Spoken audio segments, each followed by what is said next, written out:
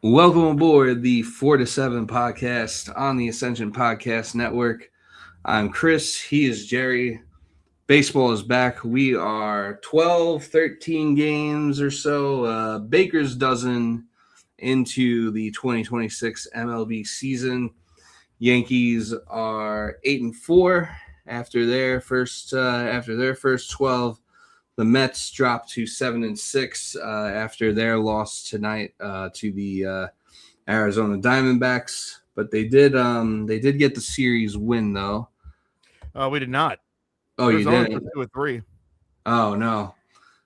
For some reason, I thought you won more games in that series. That's my bad. Yeah, we had one day off because we had to travel, and then Tuesday we won in extras. Arizona, I guess they spoke both games. I mean tonight was a more competitive game, but yeah, the Wednesday and Thursday the finals were not all that close. Oh yeah, 7-2 and 7-1. The Yankees started 8-4. They were, at one point they started 5-0, which was like their best. Or no, they were 3-0, and then I think they dropped the first game to Seattle, and then they took the next two against Seattle, and then they took two against the Marlins. So they were like 7-1 though at one point, and then they were 8-2. They dropped their last two though to the homeless Athletics, who do not affiliate with the city. They should come out with City Connects, but what happened? Nothing really.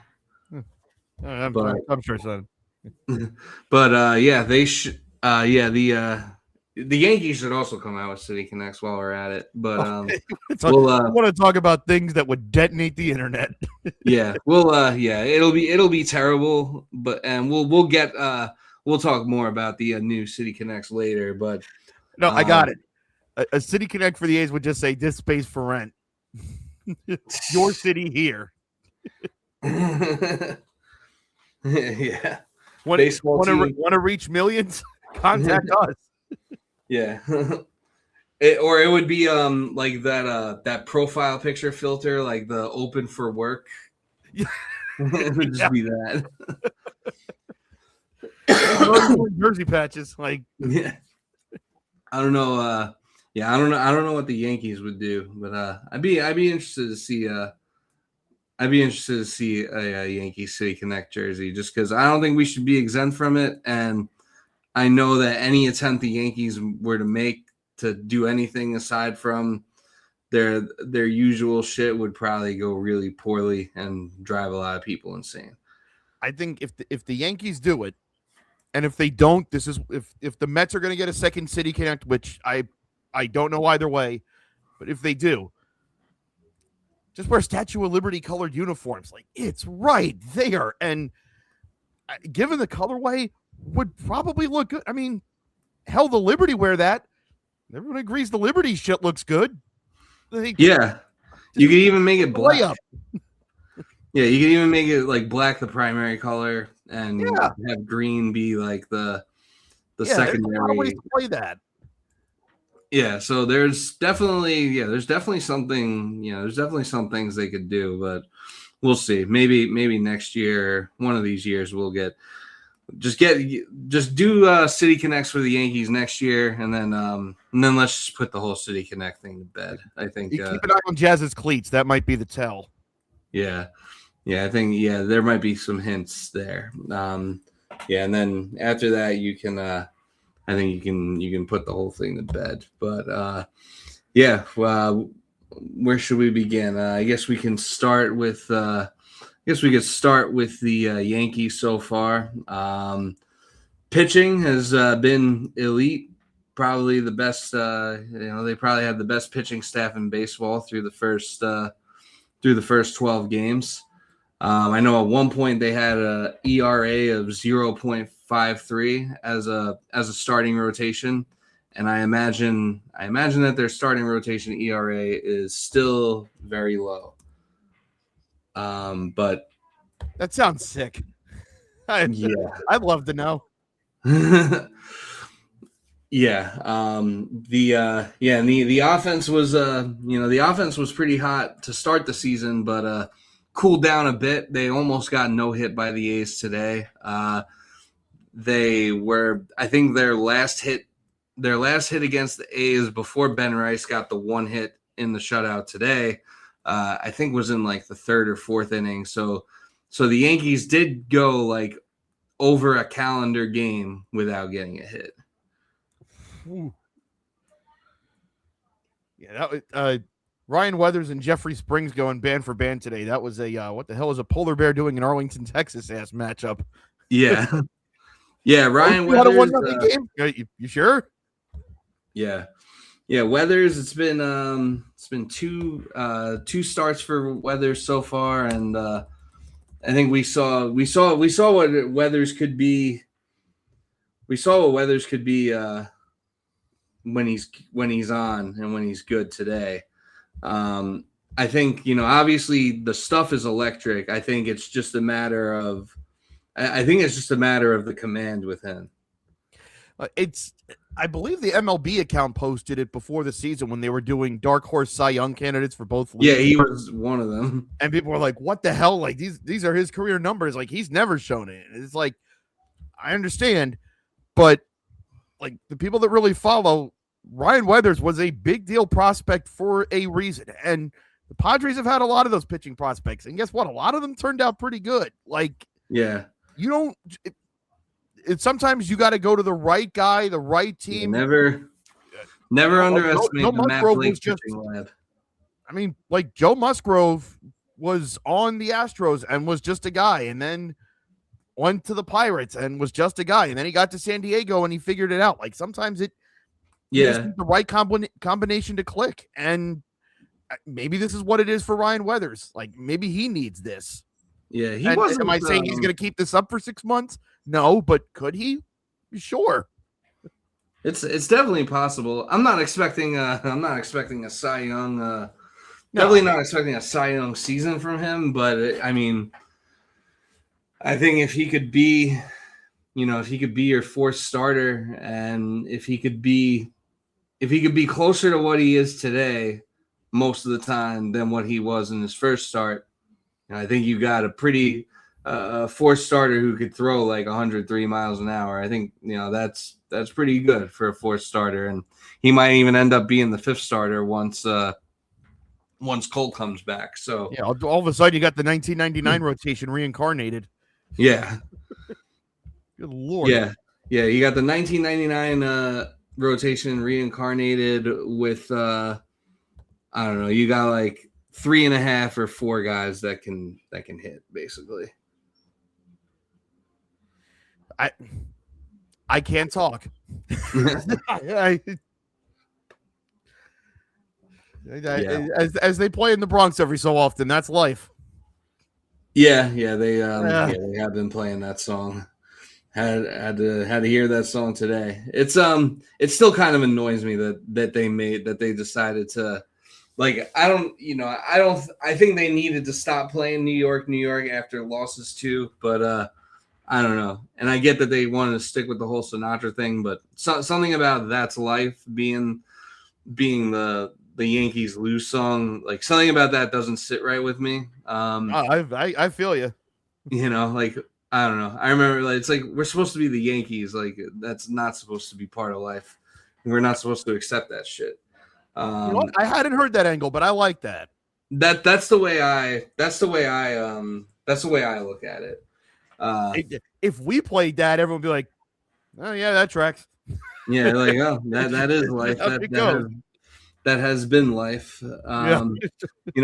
I'd rather just play like just like that like electronic instrumental like that you guys play, or that I think the Islanders play like the same instrumental track like when they get scored on. Find are you talking about the Rangers? Because I've been trying to find that thing that the Rangers play in the Garden when I have tried for years, can't find it. I don't know what the Rangers one is, but I think the Islanders and the Mets both have, like, when the Mets lose and when the Islanders lose or get scored on, it's like I think it's like it's like the instrumental to a song "Levitating" by your girl Dua Lipa. Honestly, I did not know that Citi Field played that. People of culture, I like it. Yeah, so like I found out because like the way I found out was because they always play at the Islander games. Like whenever they get scored on or whenever they lose the game, like you just hear this like Buddha Buddha Buddha Buddha, like this like little this like this like beat or whatever. And I was like, what is that beat? And then like someone on Instagram, like because we were on like a really bad losing streak, and like someone on Instagram posted it. And then like people in the comments were like talking about what it was, and someone said, "Oh yeah, it's the instrumental to Levitating." And then like I went to a game at Citi Field, and I like heard the same thing. I was like, "Oh yeah, I know that song."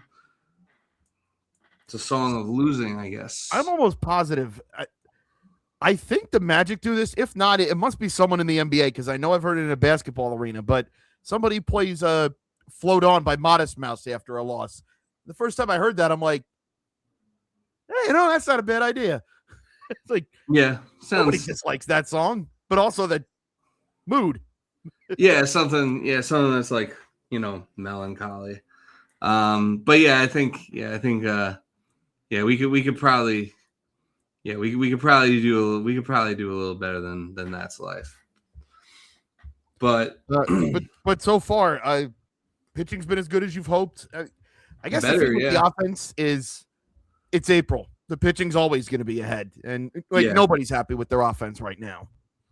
And every offense slumps. So I'm not really trying to overreact too much. We'll do an overreaction April episode a little later in the month, and maybe then I'll overreact a little more. But for now I'm not trying to overreact too much to it. I mean, a couple of the losses were like a little annoying. Like I don't know. Today's I saw the lineup and was just like, we're probably just not winning today. Last night's loss was like a little annoying because like you had the bottom of the order coming up in the ninth inning, and like Wells was sitting. You had Goldschmidt on the bench, and who else do we have on the bench? We had Wells and Goldschmidt on the bench. So it's like, all right, you could have you could have pinch hit some guys there, but. And like I think in the one loss to the Mariners, I was kind of like, we had the day off. Like, why isn't Bednar in like the ninth or 10th inning or whatever it was? But I mean, so like there have been little I guess managerial decisions here and there that have that have bugged me a little bit. But ultimately, I think nothing to really get. Nothing to really get like your panties in a bunch about. I think, overall, Boone's been pressing the right buttons as far as the bullpen goes. Obviously everyone, especially this early in the season, you're running a 4-man rotation. Like you got to make sure everyone is well rested. So, so I think he's done a pretty good job with that, and a pretty good job of managing the lineup from a standpoint of making sure everyone's getting their reps and getting their rest. I mean, you look up and down the lineup, and really there's only 2 OPSs where you'd be like, okay, that's a little worrying, and it's Jazz and Austin Wells. And I mean, even Ryan McMahon to an extent, but Ahmed Rosario is kind of resolving that issue right now because I mean, he's clearly not the glove that McMahon is, but if he's going to OPS 941, you'll take that. Yeah, you'll take that over McMahon's glove for sure. Caballero's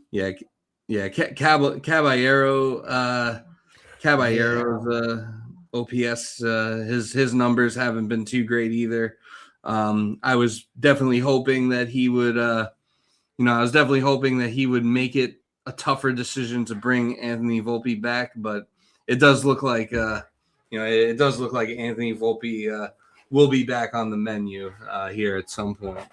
And it's like, you can't even be like, I want to go back to the old thing. No. Yeah, and I've even seen, obviously he had a great spring and, was a great prospect, but I've even seen some stuff about like calling up George Lombard, and when he hit that home run off of Crochet in spring training, I was like, fuck it, he's ready. But I do think he needs to develop more as a player, and I don't think the Yankees can afford to like make the same mistake with George Lombard that they did with Volpe and call him up potentially prematurely. You guys are just you're gonna have to spend the rest of the year going to Somerset and doing that meme with the guy on the street looking into the store and the dogs. He's like, I'm gonna get you out of there. Don't you worry. I'm gonna get you out of here. Yeah, not today, not tomorrow, but soon, and for the rest of your life.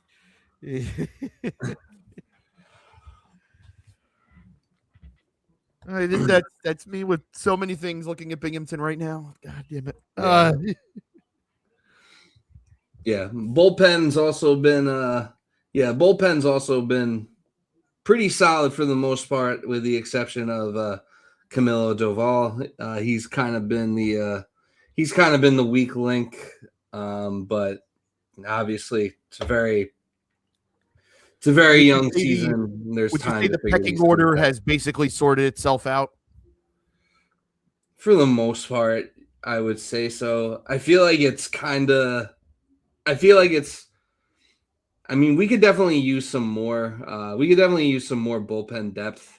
But I think like it kind of reminds me, and this might not be a great thing, but it kind of reminds me of like what the Mets bullpen was like last year and in 2024, like before they made the moves that they did at the deadline. Obviously, those moves didn't really work out, but like where it's like, all right, we got Bednar for the 9th, and it's just kind of a matter of getting there. That's kind of how I look at our bullpen right now. But I mean, those were ultimately what it became. I mean, I'll maintain, and we kind of have the same problem right now where at the start last year, everybody looked good, and then everybody got overworked, and that's when it turned into Diaz and a bunch of jokers. Yeah. Right now it looks fine, but this is part of it. Is you're not just thinking about April. You're like, okay, who's going to be here when everything's at stake? Which, given your guys' expectation, that's fair to have.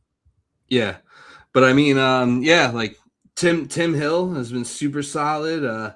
Brent Hedrick has been he's been nice. Just kind of another guy that like Matt Blake pulled out of his ass. Fernando Cruz has been good.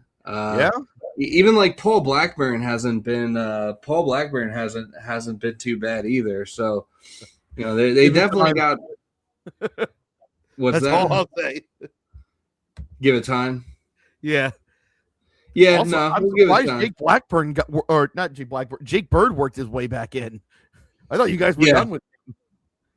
Yeah. No, Jake Bird is kind of resurfaced. I guess when you lost Devin Williams and Luke Weaver, Jake Bird was inevitable. We'll get to them. Yeah, we'll get to them eventually, but that's kind of that's kind of been that's kind of what it's been as far as the bullpen goes. But there's really not. I mean, even with Doval, like I know that he hasn't been great to start the season, but there really isn't anyone in our bullpen when they come in where I'm like, oh God, like this guy's coming in, like the game's over. Like I'm sure I'll probably get there with Paul Blackburn. I mean, we've been there before, but you and I both. But that's right. As of now, there really isn't anyone where I'm like, oh God. Yarborough is they've moved Yarborough to the bullpen, and he's done pretty well in that role as well. So yeah, I mean the pitching, the pitching can take this team very far, and it's just it's just a matter of getting like some supplemental hitting beyond beyond like the usual suspects of like Judge, Stanton, and Bellinger. Ooh, And I'm always Rice. saying this because I know you're a fan of the aesthetic. I have the Padres Rockies game on in the background, and some guy had. Let me pull it back up. I want to rewind it 10 seconds because I want to make sure I get this right. But he was wearing a City Connect or the new City Connect for the Padres, and he had the old interlocking SD hat that they used to have. I know you liked. This is from like the 90s, like that SD. Yeah. Except the hat was white, and the S was orange, and the D was blue. Like that's not a Padres hat I've seen before. I think that is the like new. That. I think that is the new City Connect hat. That is the. All right, let me go confirm that. But if that's true, man, he must have went to the team shop today. Yeah. No, I'm looking at MLB.com right now, and they got like the City Connect hats like at the top on the homepage, and yeah, it's definitely that hat. It is a very nice hat. Good call. I may have to acquire one myself. Yeah, because if that's let me zoom in. Oh yeah, that is the City Connect. Yeah, I don't hate that. Yeah, no, some of the hats, some of the new City Connect hats are really good. We'll also get to that. Yeah, but yeah, quite a barn burner going on in San Diego right now with the Padres and Rockies. Actually, the Rockies are more competitive here than I thought. Yeah, they're I mean, there are worse teams right now. Although I think it was the Rockies home opener. I think they were down 7-0 before they batted. And it's like if you bought tickets for opening day for a team that lost 119 games the year before, then they're down 7-0. Yeah, before they come to bat, you should get a refund. And I'm like, yeah, it's like all the people opening day tickets for a 119 loss team. Like, yeah, it's like for all the people that came to opening day that probably weren't planning on like going to any other games or maybe not even watching any other Rockies games. And it's like you do that, like. Yeah, you're not really inspiring much. Now, to be fair, you're not really doing a lot to inspire much hope here. Now, there are people that just go to Rockies games because, hey, it's a game at Coors Field, and I mean, I haven't had the good fortune of going there. Yeah. But I know there are people that are like, what happens in the game is incidental. I'm just glad I'm at Coors Field and we're gonna have a good time. Yeah. Like you're a genuine Rockies fan and you were invested. That would suck. Yeah, that would suck ass. Yeah, there's a lot to Denver's a great city. There's a lot to do there. And then, if you're there and you're, a ballpark connoisseur, it's like you might as well cross Coors Field like off the list while you're there. 100%. Yeah, I mean personally, I think Coors Field. Maybe I just didn't sit in the right place to get like the proper view, but I find Coors Field to be a little overrated personally. Ooh. Wow. Yeah. It's one of my more as far as baseball stadium opinions go. That's probably one of my like hotter takes or more unpopular opinions. I was gonna say I'll just say like knowing you and our time doing the show together, that was not the answer I was expecting. That was wow. Yeah, I don't know. I'm not saying it's wrong. And again, I have no data to form this on. Just I know most people that go there. Yeah, so I was surprised. Yeah, most people that go there do hold it in much higher regard. So I don't know. It's possible I'm just very stupid. Listen, I offer all the time. I am a dumbass. So yeah, we're not above that here. But also I would say for the Yankees, like and you don't want to you ever want to do the who did you play thing? It's like because it's the first couple weeks, like nobody knows. But you win 2 of 3 in Seattle, and So far, the that's Marlins have the looked AL decent. runner-up. The Marlins look like a good team.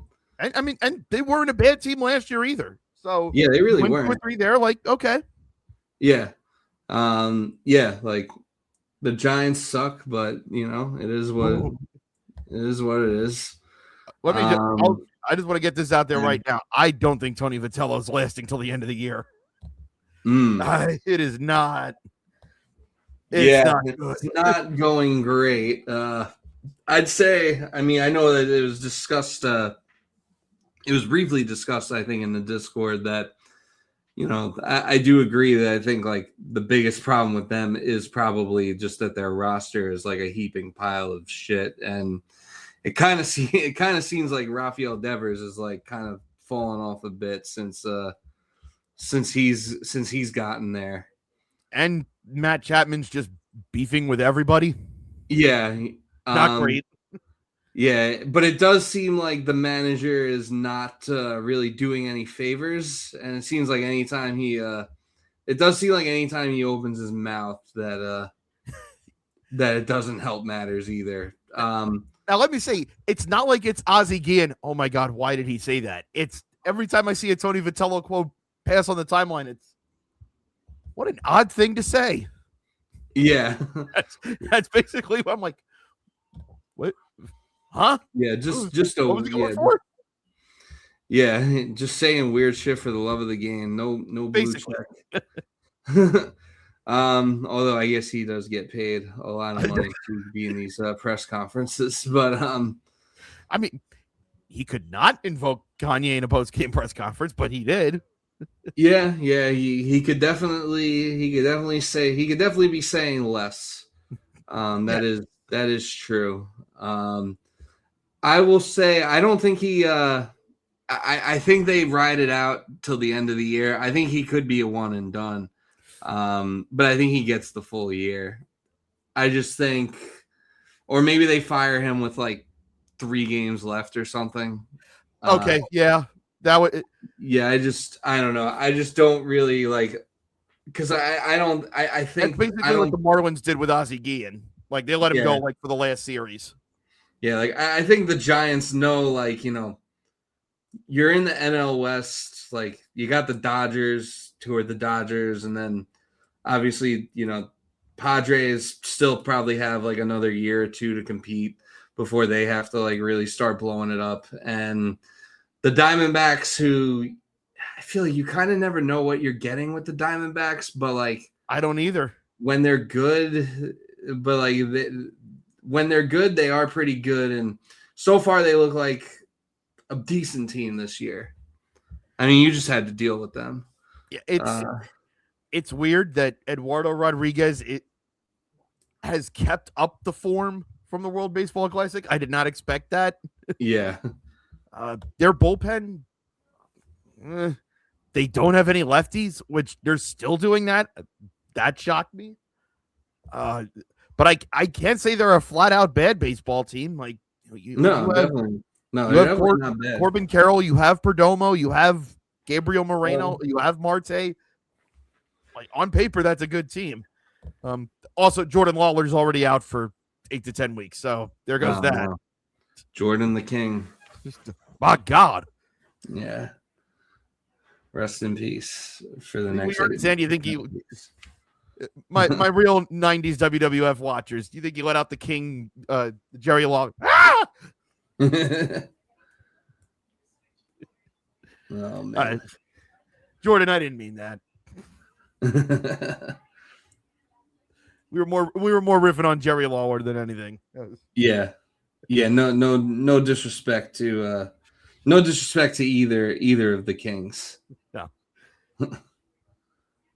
But you got Tampa Bay this weekend, who I think all the pitching matchups would favor you. I mean, you're facing Steven Matz tomorrow, so yeah, I think you have Fried on Saturday. I would lean that to you, and then you have Schlittler against Shane McClanahan on Sunday. Which, I mean, Shane McClanahan's just now coming back after 2+ years. So wait, if Fried's going Saturday, we got Heel starting tomorrow. Yep. I was like, wait, if Fried's going Saturday, who's going tomorrow? Because They hadn't really, as far as I had known, they hadn't really announced. Well, they did announce a few days ago they were gonna like be calling up Luis Heel and having him be the fifth starter. So that makes sense. We have reached the point in the schedule where the three-man rotation is no longer, or four-man rotation rather, is no longer viable. So no one's done three-man since the 09 Yankees. Yeah. Yeah, but according to MLB.com, it'll be Heel tomorrow, and then Fried versus what is that? Nick Martinez on, which could be anything. Yeah, that could be anything on Saturday, and then what's the Sunday matchup? It's Littler versus McClanahan, who has already pitched this year. It didn't go well.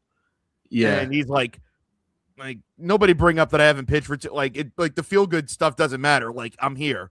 Like, I pitched bad today. That's what you should talk about. Which, like, all right, fair play to him. Should note, by the way, the Trop reopened this week, and there's only so much you can do with it. I get that. But if anybody's had the chance to look at some of the pictures since the Trop reopened, it looks more like a baseball stadium. I think there might have been a blessing in the roof coming off, because the covering for the roof this time now actually lets natural light in. Like, there was a real warehousey feel with the old roof. Yeah. There's sure, you know that you're inside and it looks like that, but there's more natural light in. Like, it doesn't feel so dumpy, or at least that's the vibe I get watching on TV. And there's stuff that they did with the seating around the Trop. Like, they really did look at this like, okay, this got ripped up for us. People always tell us how bad our stadium is. How can we make it better? If we're going to have to put the roof back on, how do we make this work? And, like, they actually tried. So salute to the Rays for that. I don't know if I'll be getting over this year. I know the Mets are in St. Pete this year, but it's during the week, and it's going to be in September. So we'll be back to school at that point, but I'll try to get over there, especially if it looks that nice. Yeah, that could be tough. Yeah, they still have that. They do still have that horrendous fucking catwalk. But yeah, I think that is what it is. Yeah. But yeah, no, I'm like, admittedly, I haven't really watched any Rays games yet this year. But just from looking at pictures, it looks like it's more well lit, and even like, I don't know, even like the seating, everything just kind of looks more symmetrical and like balanced. It doesn't, like, I don't know, it looks a lot less like it looks like a more serious venue, yes, I guess is what I would say. And yes, I guess did they get rid of some of the upper seating? Because it looks like from some of these pictures I'm seeing, I'm not really seeing like, all the empty seats in the in like the upper deck that they have. Let me, I think you're right. Let me look at. You can bring up what you want. I'll let me see if I can find something on that. I'll see if I can find seating changes. Yeah, I mean, looking now, I mean, it does look like they still have. I see a picture from like 3 days ago where like the upper deck is like completely empty. So yeah, I don't think they. Maybe it was just a good picture, but key changes include improved LED lighting, renovated luxury suites, new club areas, a speakeasy, which baseball dog, like, okay, a candy room, which, all right, I'm listening, and a new left field social space named the Maintain X Sky Deck. Which, all right, sure, stuff, okay.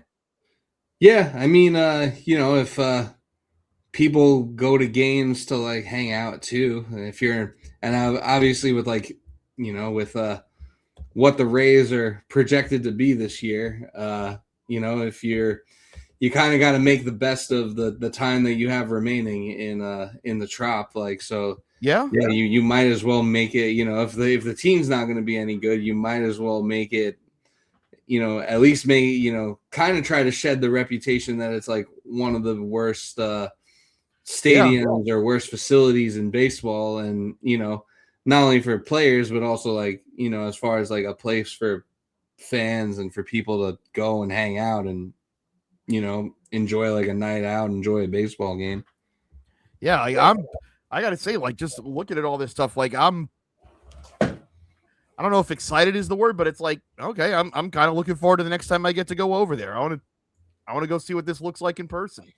Yeah. I mean, I was looking to see because it would probably be easy enough to like fly down to Tampa for a weekend and go to a game there. It won't be this weekend, and I'm not sure if the Yankees. I don't think they have any other Yankee weekend series in Tampa. I think they only have like another series or two like at the Trop this year. This is what the division schedule will change. Yeah. Your next trip, the Yankees' next time in Tampa will be the Monday, Tuesday, and Wednesday after the 4th of July. Yeah. Or no, Monday through Thursday. And that's the Monday through Thursday after July 4th. And then for the second half, it is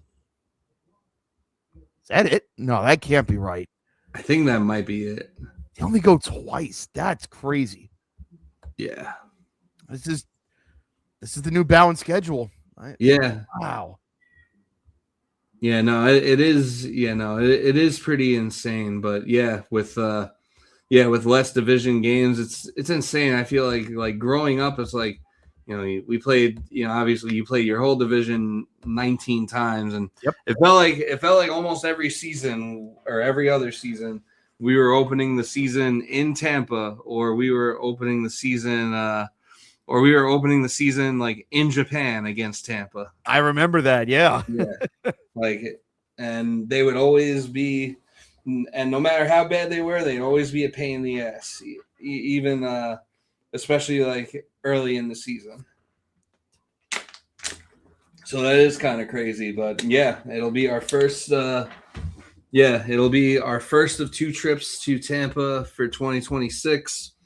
Then we head back home to play the Angels, who are also off to not a terrible start this year. Listen, they squabble.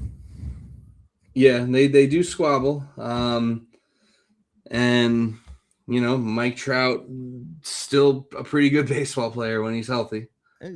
Who knew? Yeah. Although also, please don't hit him, guys. Please.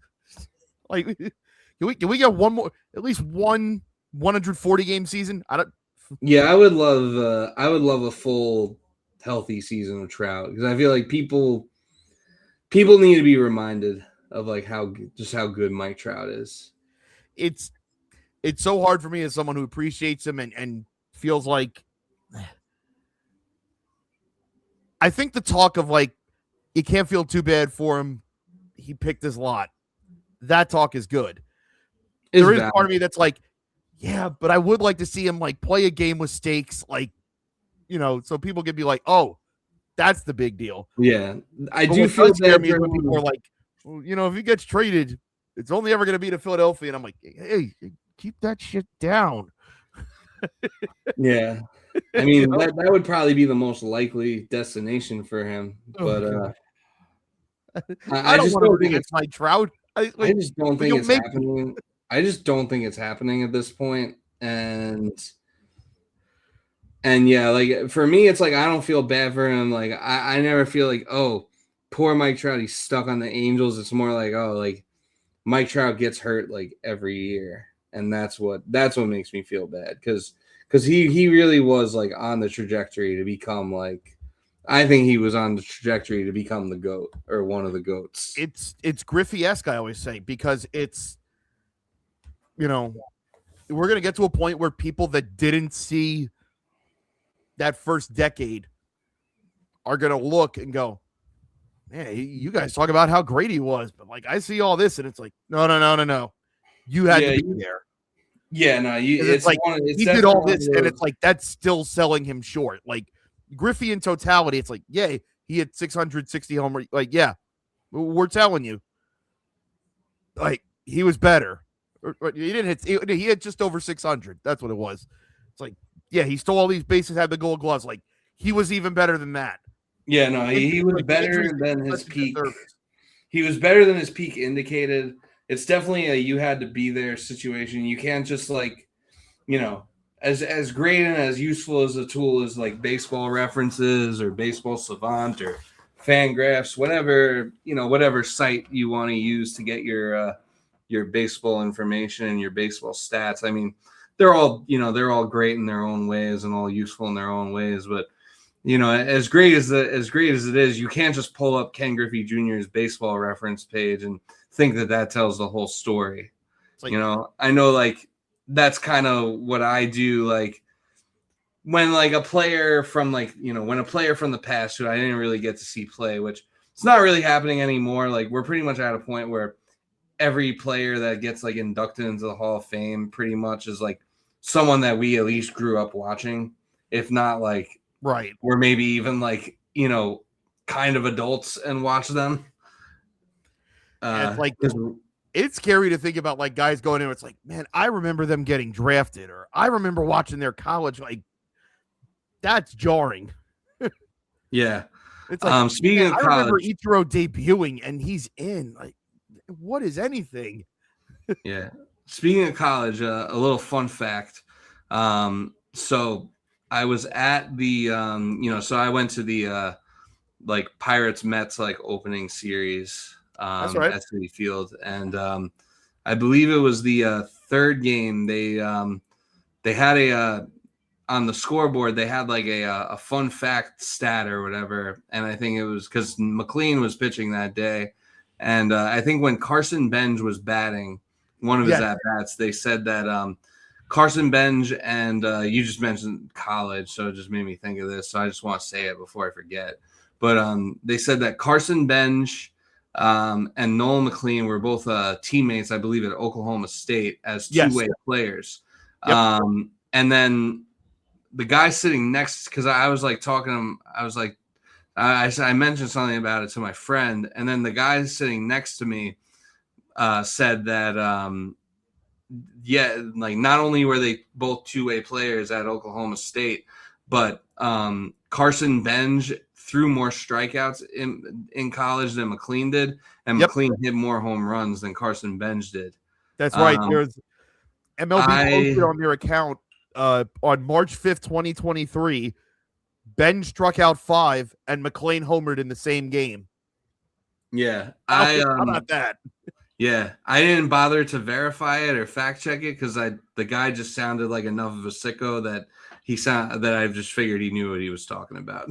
Yeah, the MLB had a post on this. Nolan McLean hit 36 home runs at Oklahoma State. Carson Benj hit 25, while Benj struck out 79 and McLean struck out 76.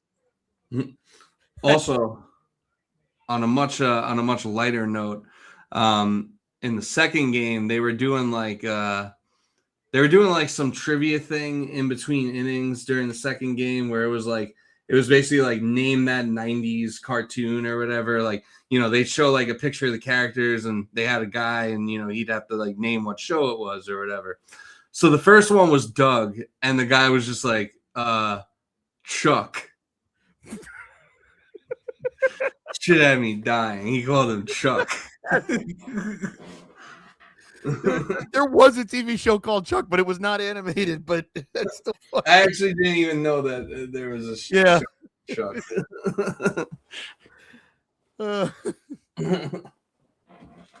Were they doing it with random people, or was it one of those things where it's like I've seen like basketball teams do this, where it's like we're gonna have our 19-year-old rookies listen to like these hip hop tracks from '99, see if they know it. And it's like you're just making me feel bad because they don't know it. Like I'm not. No, it was like a random fan who probably should be old enough to know what Doug is. Like he was probably not that. He was probably like at least 30.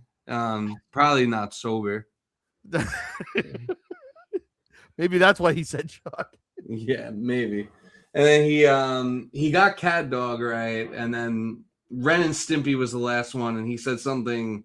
He said something inaudible for Ren and Stimpy.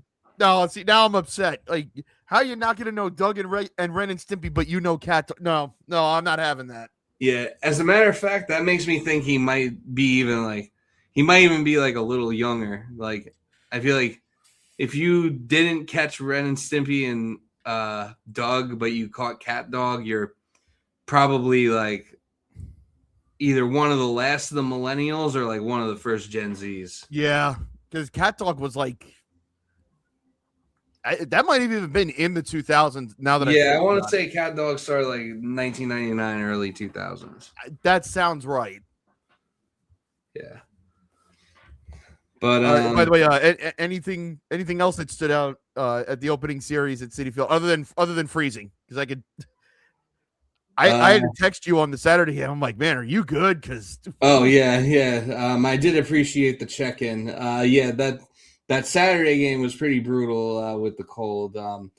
It's funny. I kind of got like going to game fatigue, like fatigue from going to games like a week into the season, because it's like went to like 3 World Baseball Classic games.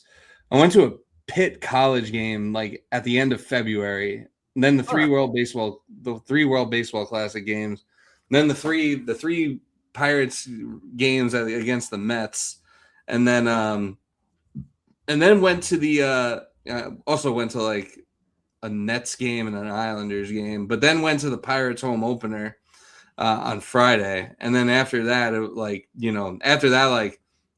the ballpark pass, that because like ballpark pass doesn't include opening day, it's just like all the other regular season home games, and then like by the time like it was time to use like the ballpark pass tickets, I was like, man, like it got cold again, and I was like, I need like a break.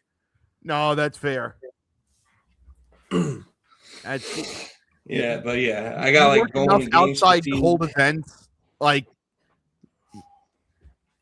every day after that, you're like, please tell me it's at least 65 today, please. Yeah, for me, it's like I had already committed to, going to that game. So the fact that it was like 40 degrees, like whatever, I'll deal with it. But yeah, once I got to that point, I was like, yeah, no, I'm taking a series or two off, and that's what I did.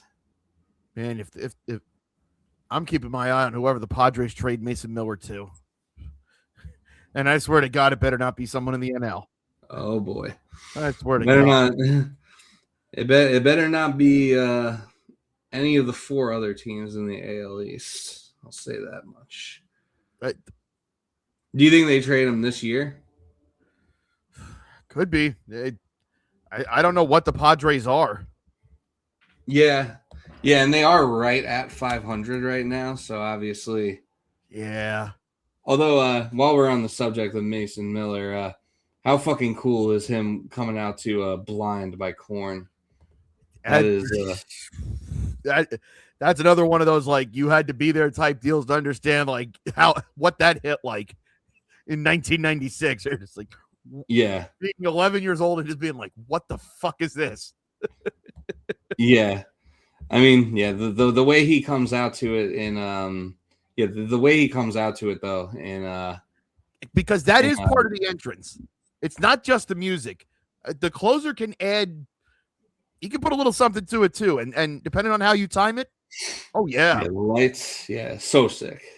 So because I'll say this because it did start the always fun conversation of what would your closer entrance be, and I think I've made it pretty well established. I'm a rap guy first, but man, as a closer, I can't, especially now that people do the LED light shows and they do a whole big build up for it. If I'm a closer at home and I have the crowd in the palm of my hand, I am absolutely coming out to For Whom the Bell Tolls by Metallica. Like the amount of things that the stadium production people can do with that. Oh yeah, like, you could, the door opens right as the oh man, yeah. I'm playing that up to the hills. Yeah, like the stadium goes dark, the bells start ringing, the Oh, door, yeah, and yeah, you the let it door build. opens, and then you run out. Oh, yeah. And plus, it's perfect because it's 2 minutes. I think it's like 2:10 before they start singing. So that's enough time for you to jog out, get to the mound, Warm get up. your hand checked, warm up, and you've done all your warm ups before they've even sang a note. And Yeah. and of course, because the first 2:10 whips ass. Like that is the perfect entrance to me. To me. Yeah. Yeah, no, that's a very good one. Yeah, I know I've said 96 Quite Bitter Beings by CKY in the past, and I mulled over a few other options, but with seeing what Mason Miller did with Blind, Yeah. it definitely makes you like have to rethink that a little. Like It's one of those things because every incorporating time all we that have the in. discussion, somebody else will put one into the discussion where you're like, oh man, yeah, that would be great. And Yeah. that's one of those, like, I could have that discussion every day and I wouldn't get tired of it. Yeah. Yeah, I think I saw a tweet. It's like, oh yeah, like guys are easy. Like Yes. they just want you to ask. They just want you to ask what your walkout song would be if they Yes. were a closer. And it always devolves into, here, check this out. Here, just give it a minute. It's coming. It's coming. Right there. It's so true.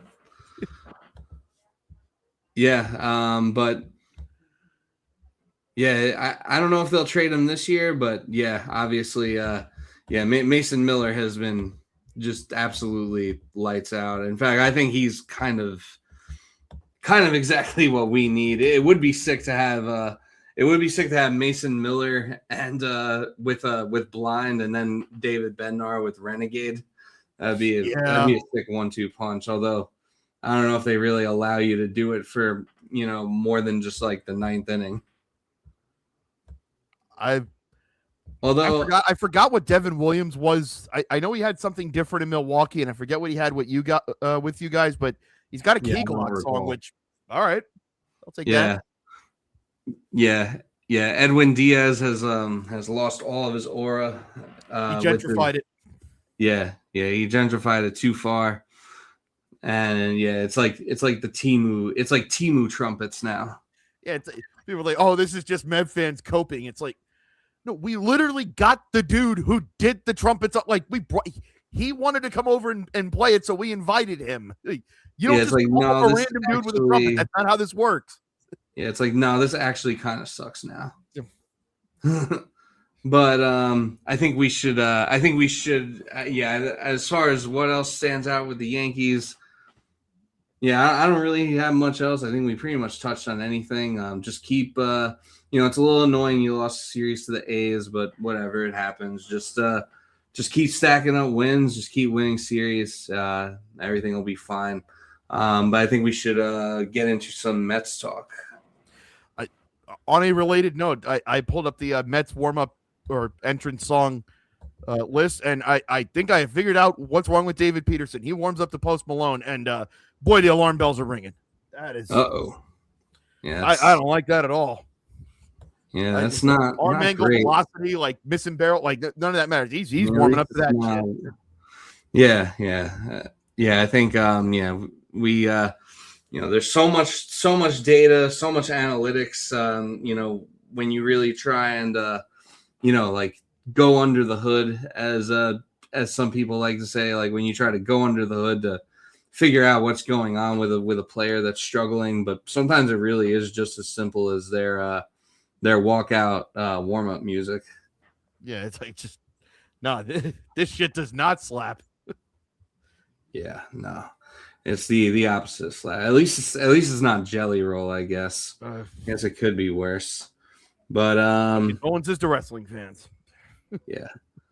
But yeah, New York Mets 7-6 through their first 13. They got smacked around by the Diamondbacks a little bit these past few games. I can't even say that tonight because Nolan McLean did his job. Yeah, Nolan McLean once again hung out to dry by his team. But yeah, what have been your early takeaways, or what's the pulse like with the Mets? I mean, I know obviously Soto's hurt. He's going to be out for another 2 weeks or so. So yeah, I guess where are you at with this team? Well, I'm legally required. I have to bring Richard Lovelady in for this take. I'll be stepping out. Now, in all seriousness, like the hitting's not great, and this is not fun. But also, the hitting's always behind at this point in the year. The pitchers are always ahead. Yeah, it stinks. Like this is a problem for almost everybody, and it usually is for most everybody every year. Would I like Bo Bichette to have higher numbers? Sure. Did I expect Marcus Semien to hit somewhere in this neighborhood? Yeah. yeah. Been fine at second. Yeah. Bichette's gotten a little bit better since the since that opening series. He was pretty horrendous. Yeah, and honestly, with the defense at third, the fielding hasn't been a problem. I mean, there's been a couple of tough balls coming in that he's trying to field with the bare hand that I don't even know if David Wright would make those plays, So the glove's been fine. It's actually been the throws that have been a little concerning, where it's like, okay, I'm not expecting you to put them on the dot, but you were a major league shortstop. I would think you can make those throws to first base. Those should not be hard. And yet there's been a few where it's like, how was that the end product? And it's like, I hope he's not playing through something. And that's also been something that past the first, I think he had one bad throw in the San Francisco series. Mostly everything else was fine, but the first two series were a little alarming. But again, he's getting used to it. So it's also one of those things where it's like, okay, you're asking him to learn this on the fly. Right. Jorge Polanco played first base fine. Him playing with the Achilles stuff worries me. The fact that they were even pushing him through this worries me. Marcus Semien's been fine at second base. I mean, his offensive numbers that's pretty much where he's been with Texas. You're not going to get a high average anymore. That's not what he does, but he will be streaky. And when you just have to hope that when his power clicks, that it's going to click with 4 or 5 other guys in the lineup. And when it matters. People want to point out that Francisco Lindor doesn't have an RBI yet. And it's like, we are in year 6. And if you are going to keep going back to this every single year that he is off to a slow start, then that sign has not stopped you because you can't read. Yeah. I think there was maybe one time, at least as he joined the Mets, I think there was maybe one time where he actually got off to a fast start or had a good April. Actually, I think it was last year, in all honesty. Yeah, I think it was last year, or was it, or maybe it was either last year or the year before. Or no, I think you're right. I think it was last year. A little bit in 24 too. Yeah, they moved him to leadoff because they tried to get him going that way. That was ultimately what turned him around. Yeah, and then he ended up finishing second in MVP. Something slight. I mean, there wasn't anything of significance that happened that year either. So What are your early thoughts or early takeaways on Carson Bench? He hit that home run on opening day, but hasn't done much since. Listen, there are rookies that don't take right away. And again, I am not comparing them, but I am just using this as a point of reference that people forget. Mike Trout did win Rookie of the Year in 2012, but he actually did come up the year before, and you would not have had any idea based on how he came up and hit in 2011 that the career that he was about to have was going to happen. I mean, it happens to, with some exceptions, but even greats don't come up and hit like greats right away. I'm not saying Carson Bench is going to be that. And would I prefer for him to be hitting better than 108? Sure, but he's seeing major league pitching for the first time, and combined with all the other factors of not hitting in warm weather, getting used to major league ballparks. Let's be fair. Hitting in Citi Field is different than hitting in Binghamton or Syracuse or St. Lucie or Brooklyn. The parks are deeper. So he's got to get used to that too. I still hold a lot of hope there, and I know Brett Beatty had his misplay in right field tonight, and I don't even think it was really a misplay. I think it's more a case of if he had made the play, we'd all be talking about it. So I can't get on him that he didn't make that play. But Brett Beatty's generally hitting pretty well. If he has to take over right field for the time being, fine. Luis Robert has been a pleasant surprise just in the fact that not only are his numbers popping and he's moving around the bases real well, he's got a 480 on base right now. This was not something that was ever part of the package with Luis Robert. It was like he hits what he hits. You're going to get your pop. You're going to get stolen bases. You're going to get good defense. What you get at the plate in terms of contact and discipline may vary. Yeah, and that's like fine. the overall I take that. Size. Yeah, but for him to be at a 480 on base, I don't know if that's he changed something or because he's got better guys in front of him that's helping him. But you take it. I mean, and honestly, I don't know where this team would be without him right now. He's been I mean, he's really been your. I mean, he hit the walk-off against the Pirates to win you that first series. I know he hit a home run today that was for naught, but I mean, yeah, it really does seem like too. Like both of them were no doubters. Yeah, it really does seem like so far that Luis Robert has been your best player. And shout out to Francisco Alvarez too. I know, he's been really good. A 918 OPS, and let it not be unnoticed. Excellent on the challenges, both as a hitter and a catcher. He's won the Mets quite a few already doing that. I mean, I knew Juan Soto would have the best eye for this. Obviously, he's got the best eye in the game. I did not think Francisco Alvarez was going to have the second best eye on this team for that. I wasn't necessarily expecting that. It's hard to really know what to expect with ABS because it's so new. The Yankees started out really good with ABS. I feel like they're okay with I feel like Austin Wells is good with like the defensive challenges, when he's the catcher and he's challenging. But I feel like at the plate, the Yankees are particularly, and I love Ben Rice, but I feel like at the plate, especially these past couple of series, ABS has not been our friend. Although maybe it shouldn't be a surprise that catchers would know it well because it's like, no, I'm behind the. No, I know what this looks like. Yeah, like I know what a strike is.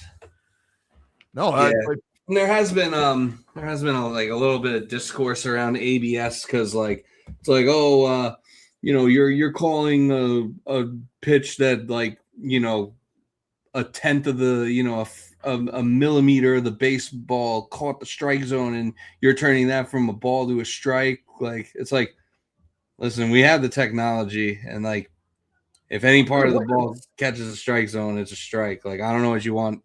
I don't know what you want them to do. I will say it is interesting. It is interesting because it's making us reshape our idea of what the zone is because for all these years, we thought it's where it ends up because framing was such a big thing and it was making it look like it landed in one place when really it's over here.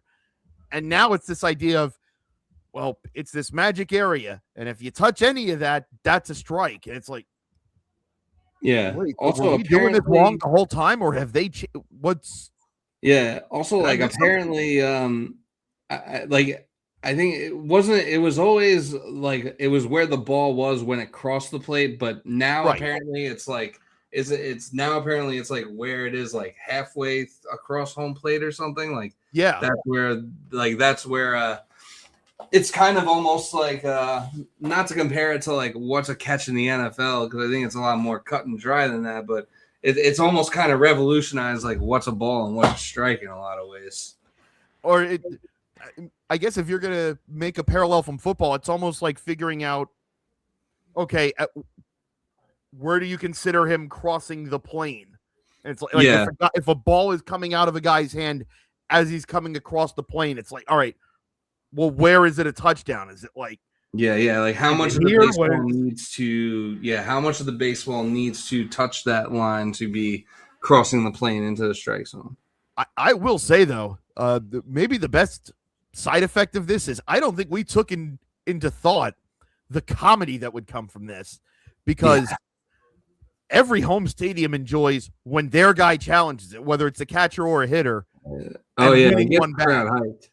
And everybody loves when an opposing hitter or an opposing catcher challenges one, and it's like, you idiot, it wasn't even close.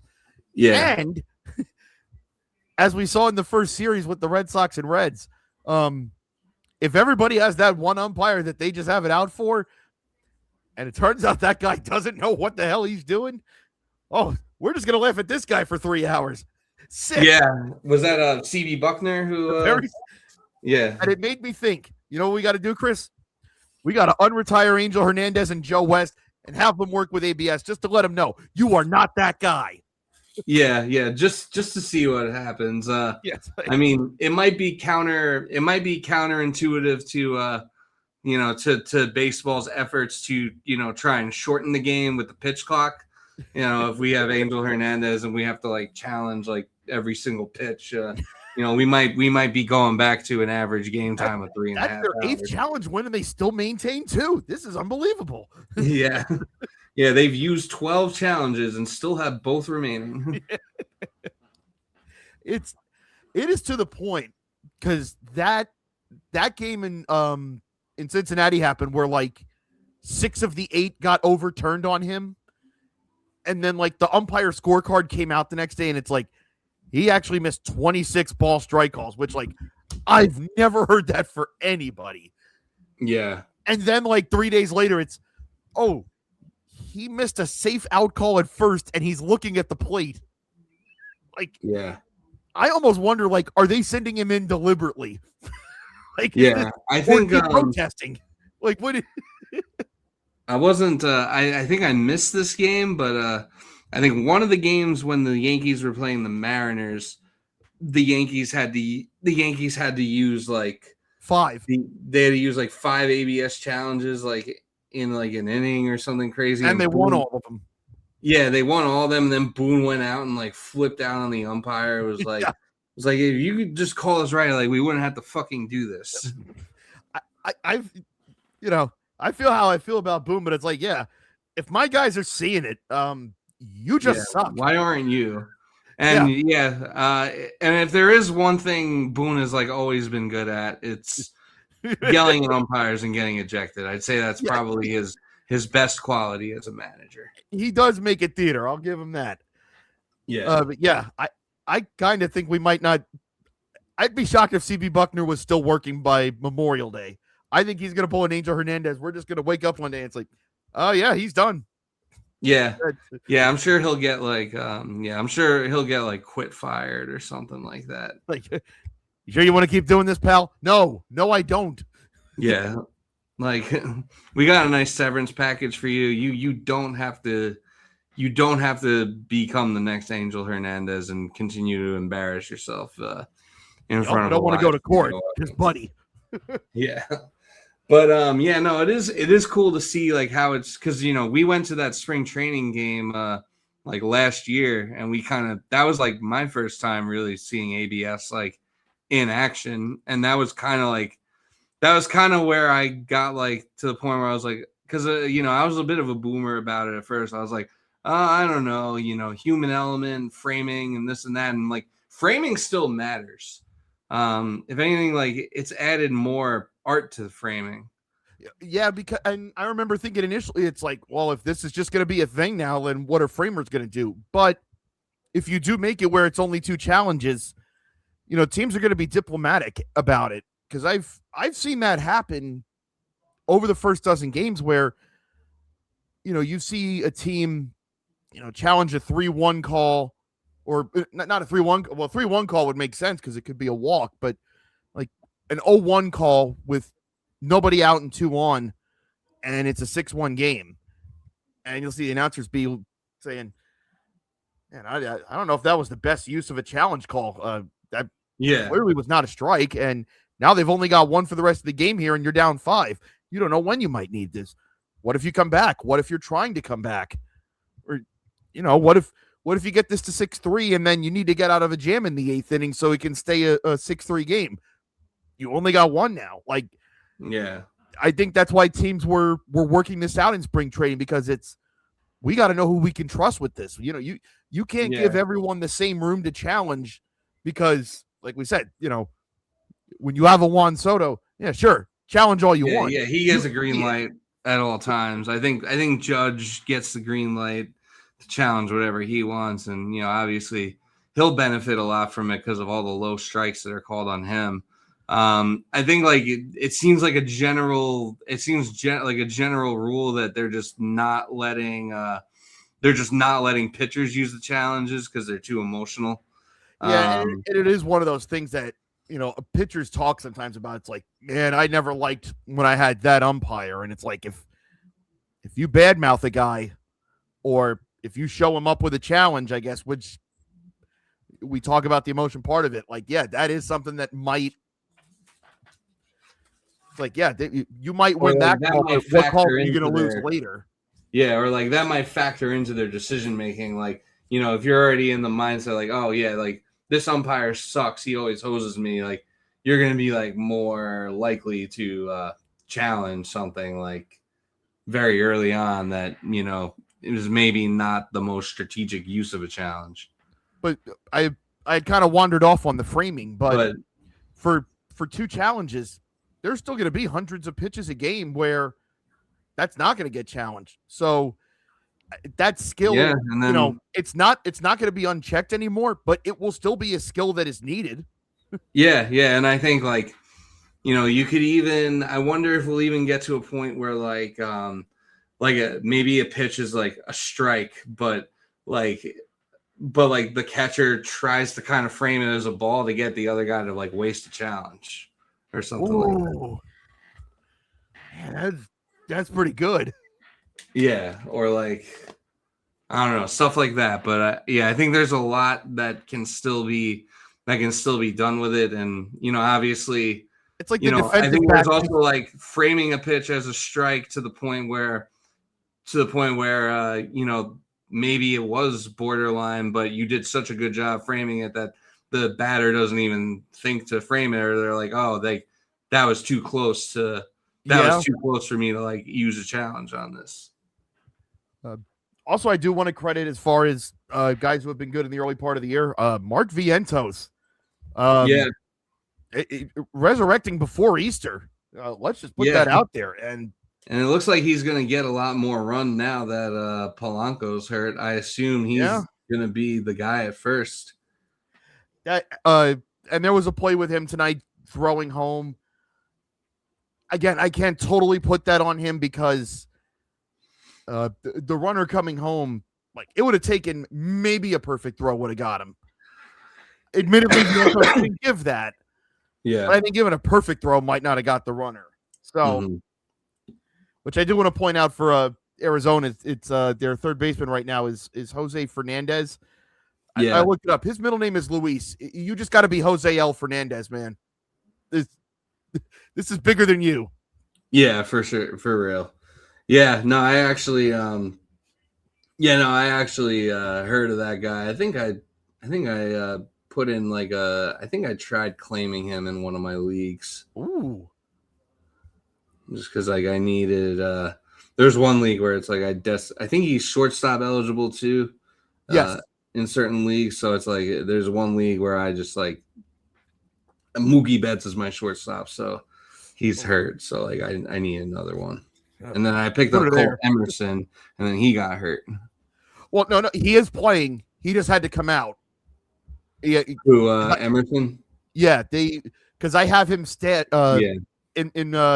Fantrax. They give you a minor league spot where it's like you can keep this guy down here and he doesn't count against your roster.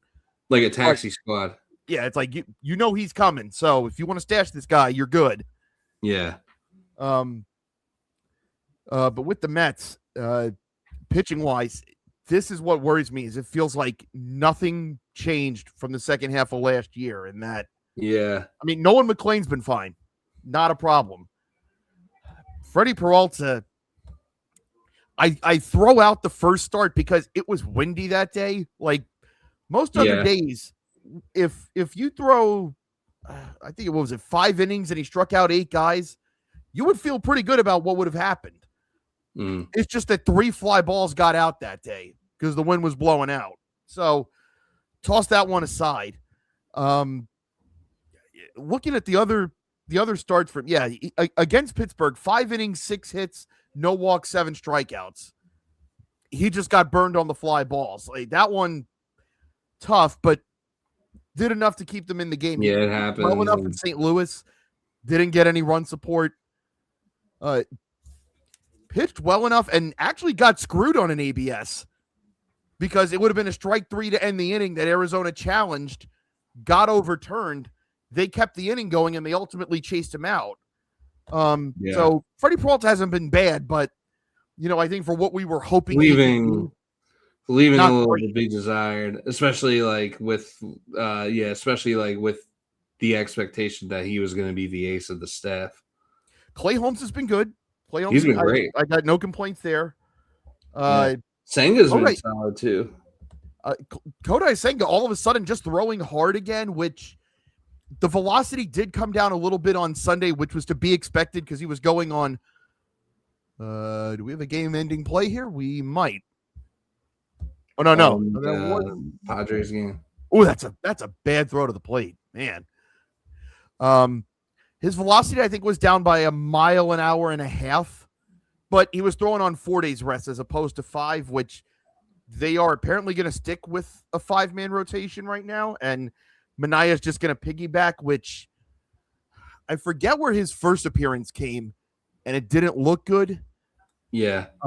But then in San Francisco on Thursday, he basically just came in and he wore it after Peterson had been knocked out.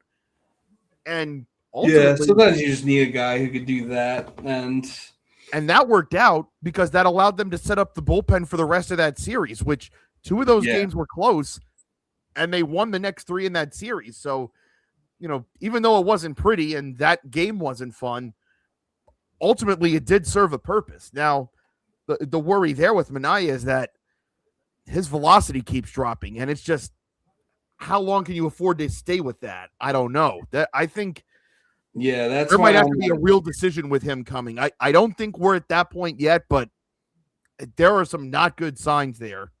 Yeah. Yeah, that's why I'm like, he probably, it's probably the right move to not have a 6-man rotation with him, just because, I don't know. I don't think you can be viable as a starting pitcher in today's MLB when you can only throw 88-mile-an-hour fastballs. It's especially that's you're coming in the first inning, you're facing the best hitters on a team's lineup. That's going to be food to them. I just don't think it's viable. Possible. I mean, you can get by in certain spots. Yeah, with them. Kyle Hendricks had a pretty good career doing it, but it's a really hard needle to thread. And especially for a guy that you're giving $25 million to, you don't want to be, we could thread the needle here. It should be more of a sure thing than that. Yeah. David Peterson. Yes. Might have peaked. Have peaked. I think he peaked in the second game of the season against the Pirates. No. I'm talking about going back to last year. I think we might have seen his best work.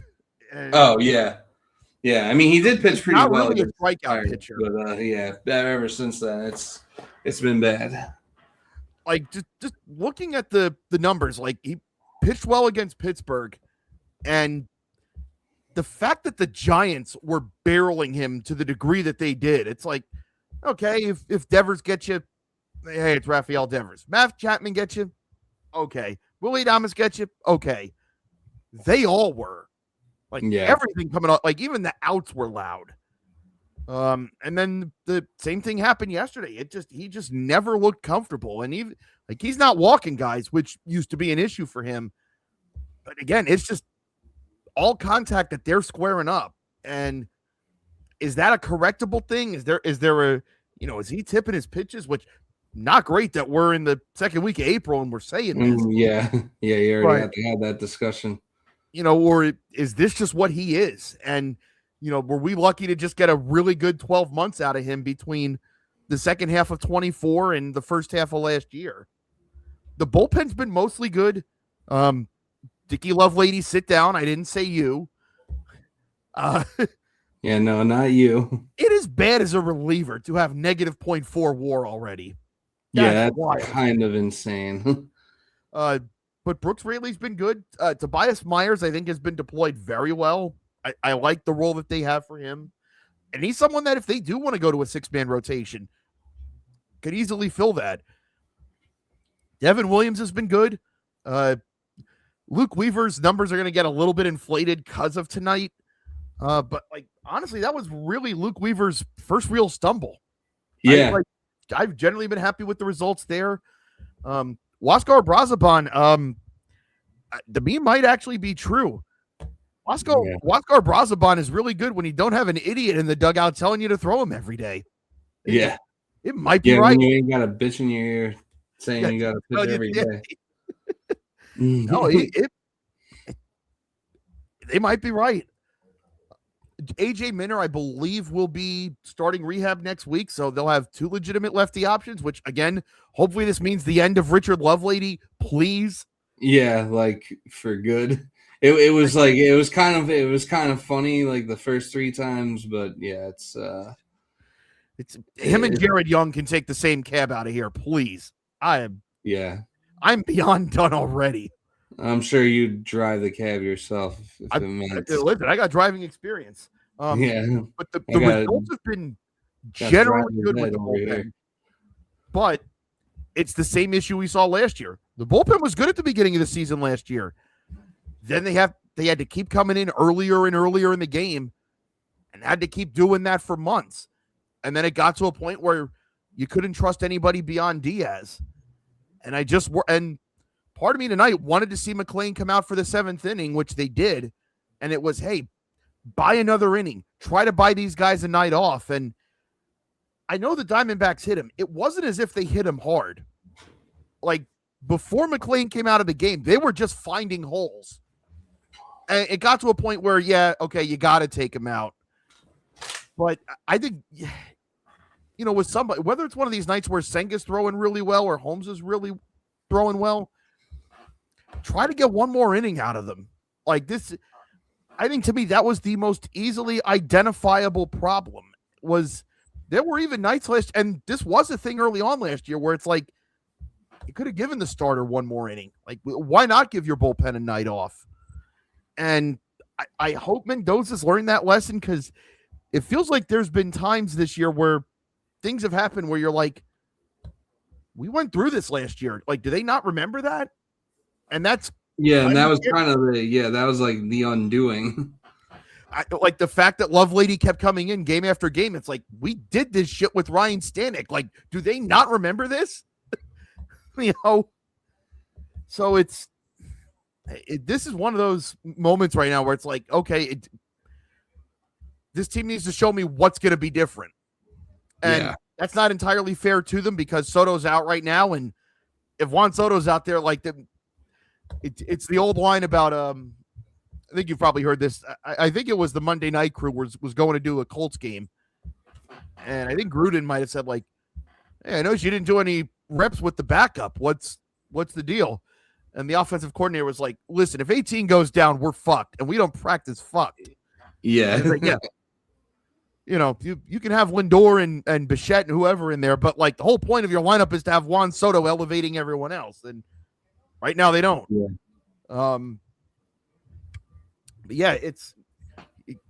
Can these starters last a little bit longer? Can this relief corps has won them a few games. They have looked pretty steady. I mean, granted, I know tonight did not go well, but like generally they've been fine. Yeah. It's like if you don't get these guys burnt out before the All-Star break, you might don't have want a to. chance. You don't want to make the same mistake as last year. You know that. Right them into the ground. And so, like, you're playing an A's team this weekend that, we just saw took 2 of 3 from the Yankees. There is talent there.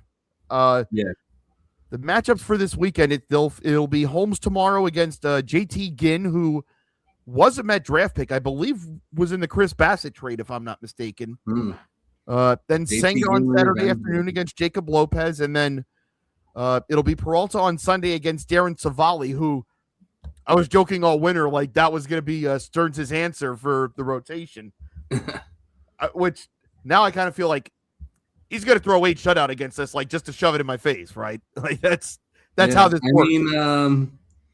He's pitched pretty well so far this year. I mean, he pitched well. He pitched well against us. On what was it, Tuesday? Yeah, he pitched that first. He pitched that Tuesday game, and yeah, we won that game. But it wasn't. It was only thanks to the heroics of Ahmed Rosario at the end.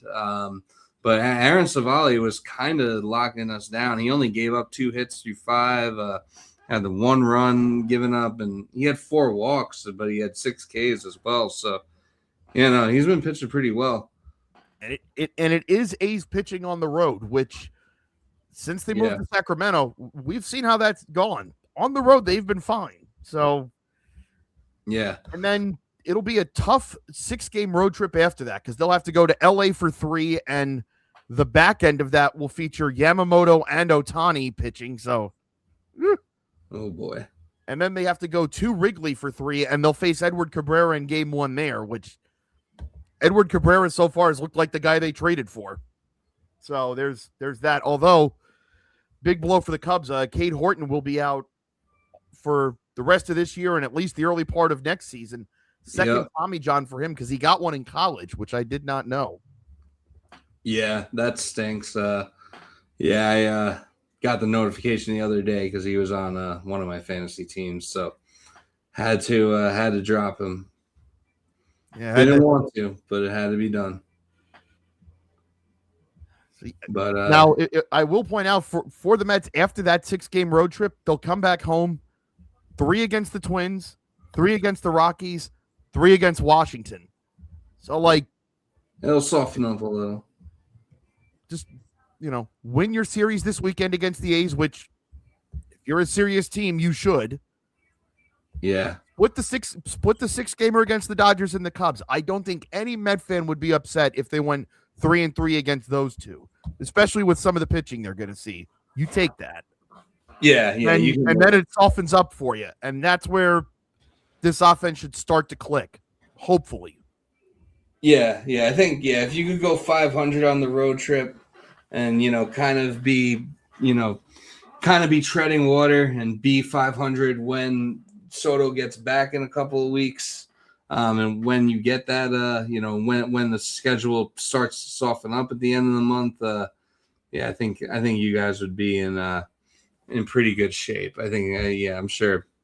Yeah, it's hard not to sign up for that.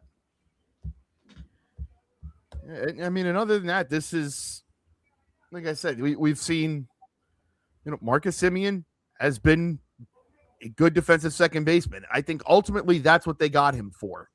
They wanted to work on run prevention. I mean, have there been some bad defensive moments so far? Yes.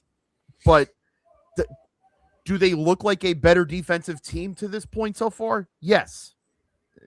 I mean, you're not going to have perfect defense over 162 games. I mean, it happens to everybody. But, you were hoping for a Gold Glove double play combination up the middle.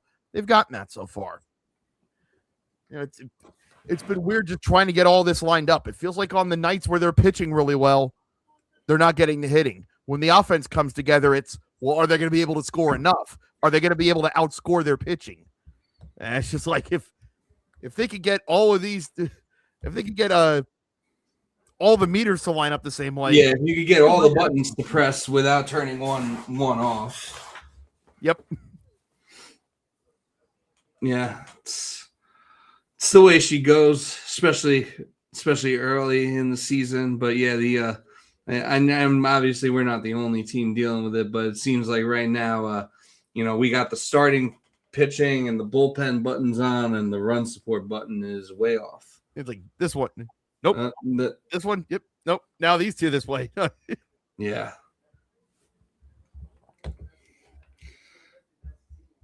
But so do we want to do City Connect talk, or do we want to save that for next episode?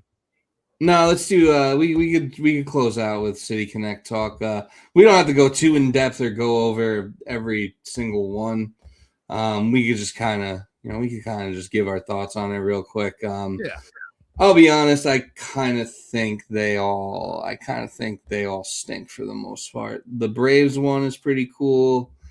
Hate to say it, but I do in fact have to hand it to them. Yeah, the Braves one's pretty cool. Let me pull up these City Connects. For those that have seen it, even before we put these on screen. So if you have seen the Braves look, and I'm not the first person to say this, so I don't want this to be stolen valor, but I do think this is a correct take that, if the Braves ever wanted to get away from the whole problematic look that they have now, they could just adopt this or what they had for their City Connect for the past 2 years, which was basically the Hank Aaron era looking uniforms with, the blue on the sleeve, the white, and the lowercase a and all that. You could have just adopt that and call your team the Hammers in tribute to Hank Aaron. Yeah. And like the Atlanta Hammers. People would buy the merch. People would consider it an upgrade, and you leave the problematic stuff behind. Where is the law? I think they probably want to cater to their demographic, though. So I think they'll probably be keeping their the problematic stuff in the picture, unfortunately. This gentleman is displaying an incredible amount of acumen. But this is that's the Braves one. Pretty clean. That is incredible. Pretty good. I like the socks a lot. There's every little detail here. It's like the hat's got to match, the sleeves got to be right, all of it. Yeah, no, they definitely did good. The Pirates City Connect. I'll pull that one up next. That one I'm not too crazy about. I actually like the other one. I like the other one better. And I think there are some fans who definitely don't like that one, but yeah, I think the Pirates, I like the hat, the gold hat, but I agree. The font is just kind of, I get it's supposed to be like piratey, and like that patch is kind of cool. But I don't know. The font is, I don't like when I feel like a bad font can ruin a uniform, and I kind of feel like that's what this Pirates uniform is. It's going to be a common theme with a lot of these City Connects that we're going to discuss. Is like, it just, someone said it. These look too much like travel ball teams with the fonts, because some of these uniforms, I like the design, but then you get to the font and it's like, these feel like they were made for like the villain team in a movie, and it's like, I think the Pirates had something there. Like you said, like the hat looks good. I like that they brought the 90s pirate back. I get, we were talking about this before we went on air. They're handcuffed a little bit because, the Pittsburgh teams all do the black and yellow, which is cool, but that only gives you room to do so much here. I liked what they were going for, but the font is just, I can't get with it. It kind of just kills it. And there's really nothing about it that is like connecting to the city of Pittsburgh, really. I mean, other than just the colors, but you already had that. So there's really not much there. The Royals here, I like the colors, but I don't know. The font again kind of kills it, and the crown above the R just kind of looks like something like that a 5-year-old scribbled on. So a lot of potential with this. I like the color scheme. A lot of potential with this, but kind of sucks. Honestly, I like the crown on the uniform, but I don't like it on the hat. Like, at least on the uniform, you're putting it above the R. Like, oh, royalty. Okay. Yeah. But it just being by itself on the hat, Yeah, and then we got we'll do the Padres one next, the new Padres City Connect, which we were discussing. Yeah, we were discussing that. The hat is fucking great. But yes. And like there's a little patch on the sleeve that's pretty cool. But this one just I don't know. It's just kind of underwhelming. And again, the font kind of stinks. It might not be the best picture to really do it justice, but yeah, they're too far away. But I think for those that are watching, you'll probably pull it up on your own. But it looks graffiti-ish, which sometimes can be cool. It doesn't come off here. I like it. I like everything they're trying to go for here. Something awkward about like the jersey and the pants too. Yeah.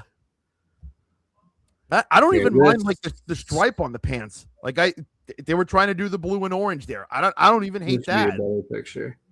Yeah, it just doesn't blend well with the jersey. Yeah, the hats are terrific. Yeah, the hats rule. Why if they don't have socks with that? I think there could have been room to do something special there. Yeah, we got the we'll do the Brewers next. We'll put that one up in a sec. Yeah, this one's yeah, the Brewers one kind of sucks. Like you mentioned, I think you know someone from Wisconsin who said that no one uses the phrase Wisco. Yeah.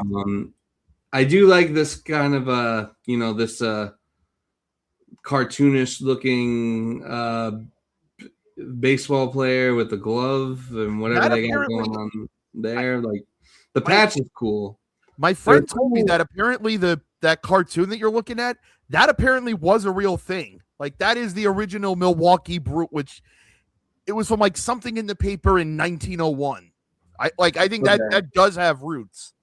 Okay, that's actually pretty sick. Yeah, so including I that, feel like cool. There are cool elements to a lot of these uniforms, particularly it seems like the patches are all pretty cool. But yeah, a lot of these uniforms and like the design on this uniform is like kind of clean, but just the Wisco, it does kind of remind me like this seems like something like not even like a movie, but like this seems like something like you'd see in like a baseball anime for like the villain. And that's even worse. Yeah, he's like my friend Jim who lives in Milwaukee said like you may hear someone occasionally call it whiskey. He said, but if I heard someone call it Wisco, I know they'd be doing the Inglorious Bastards this meme. Yeah, so, like, you ain't from here, are you? Like, oh, you're a tourist. Yeah, and then I think we just got two more. I think we just got Texas and Baltimore. So I'll do the Tejas one. Actually, this one I don't hate, but like we were kind of talking about pre-show, let me remove this banner. So I was gonna say, yeah.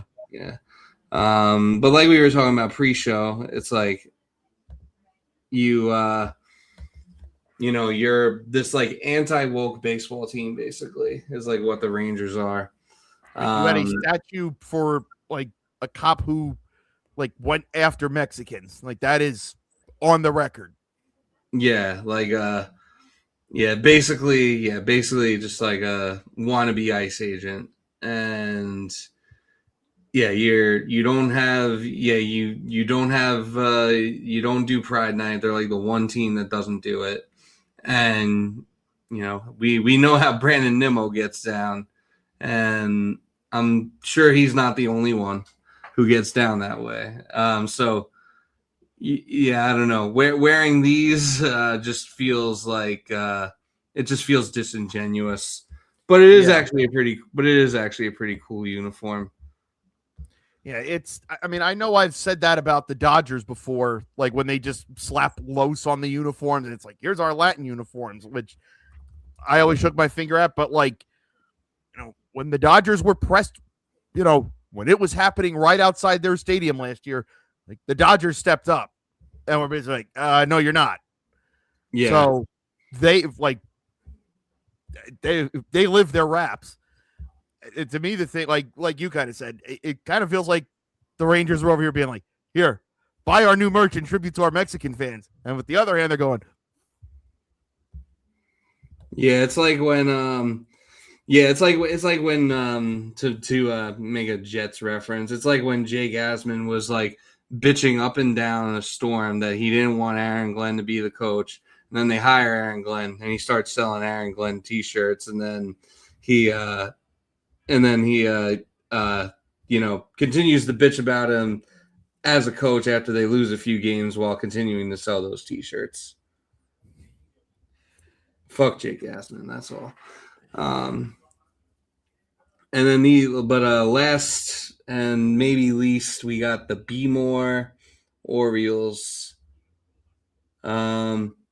Chris, in one word, if I can use a Baltimore accent, no.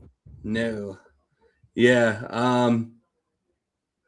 Yeah, I mean, I grew up in a town. I grew up in a town called Belmore on Long Island, so that part of me does kind of like the B-More, but I don't know. This just isn't it. What is that hat? The hat's probably the worst part, honestly. I'm not sure what this T Row Price patch is. Everybody's got jersey sponsors. Like I don't like it, but everybody's got it. I can only I guess that's just an ad. The Orioles patch on the other shoulder is okay. Yeah, that's old schoolish. I'll take that. And I like the bird. Yes. The bird standing on the B-More, but I don't know. Another one that just looks like it would be they look like they would be playing Wisco in the baseball anime. So that's pretty good. So I like that they used that Oriole because that was the Oriole on the hat in the 90s. And I like that they brought back the bird from the 70s. Like that should be their hat. But I don't mind them bringing that back out once in a while. Like I'm good with that. But yeah, on the whole, other than the Braves, these were not the ones I was looking for. Yeah. Another one that just and the Reds ones, it's. Oh yeah, I get you can when your team is called the Reds, there's probably only so much you can do. Yeah. I don't like the all red set. It just they've tried to do that and it hasn't come off. Yeah, I actually completely forgot about that one. Let me but I feel like that tells you the story that you forgot it, like they were that unremarkable. Yeah. But yeah, let me just throw that one up real quick. Just for the fine folks at home. We'll do equal time. Yeah, we'll give them a little airtime for the Red City Connects. Not the best picture, didn't translate the best, but basically you see the red of these jerseys. That's also the pants. Yeah, that's also the pants. It's a very convoluted C. Yeah. Yeah, I don't know. There's just really not a lot there. I actually like the Cincy jerseys a lot better. I do too. And those are kind of not anything special, but I don't know. I would also agree. Better than this for sure. But those are your 2026 new City Connects. I guess the Mets are still doing the purple like 7 train City Connects. So, which again, like I don't hate them. I don't think they're the greatest. I have one just so that I have it. Yeah, I have a Senga one that it's got his name in Japanese lettering. I know there's a word for it. I don't want to mess it up, but yeah, I thought that looked pretty cool to have for a City Connect jersey. So there's that. I've considered getting the that like Jets sewer jersey that they did for like the rivalries thing, whatever the football version of City Connects is. I've considered getting one of those just to have it, but like there just isn't really a player whose jersey I want. Oh wait, are you talking about the Color Rush or like the more recent ones? The ones from this year. It's like the one that looks like it's like the one. It's like gray. It looks like sewer water. It's like the Gotham City Jets or whatever. I'll just throw up a picture of it just for shits and giggles. In fact, I think I have one saved from a previous podcast that I could just Let's throw up here real quick. Where is it? I'm going to see if there's anyone else, because I know they've kind of staggered the releases in years past. These Oh, guys. okay, those ones. Okay. No, I mean, listen, that's like, I'm not going to say those are the greatest jerseys in the world, but like, if you're going to do something different, okay. Yeah. Like, if you're talking about Gotham City and you're talking about like old New York, like, right, that's like the old style lettering. Okay. Yeah, I wouldn't be rushing out to get it, but like, all right, Yeah, I kind of want to get one just to have one, but there just isn't really a player that like I don't know, any player whose jersey on the team is like worth having. I already have. There's maybe only 2 of them, but yeah. Ty Simpson, is that moving you? What's that? I'm sorry. No, you know what? Hit me with a coconut because tomatoes aren't. Go ahead. I deserve that. All right. Well, yeah. On that note, I think we can. On that note, we can probably just end the episode. I'm sorry, guys. I'm sorry. No, it's all good. I think I think we've been here long enough, and we have discussed enough. A good start for both teams. Could be better, could be worse, but yeah, we got ourselves another 150 of these things, and we will obviously be here every step of the way. So make sure, of course, if you're not already, please subscribe to the YouTube channel. Follow us, follow Middle Initial Podcast, Ascension Podcast Network forever, and we'll see you next time. Peace. See ya.